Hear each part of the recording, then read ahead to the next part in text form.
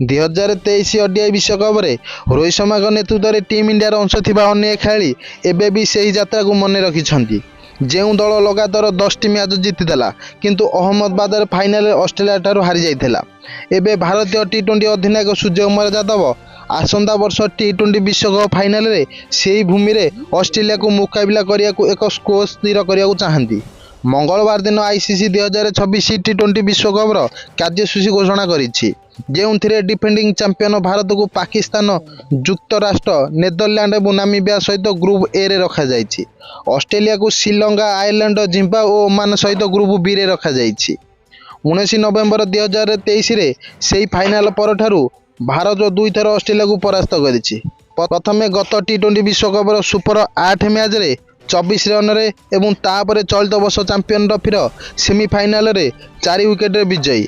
यह सत्वे खेलाड़ी माने एबे भी सही फाइनाल रे तिक्तता को बजाय रखिछन्ति, विशेषकर दल आ 2टी आईसीसी ट्रॉफी जितिया पर।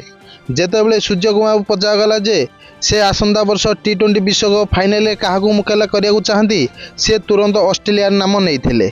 सूर्यकुमार कहिदेले नरेंद्र मोदी स्टेडियम अहमदाबाद रे ऑस्ट्रेलिया।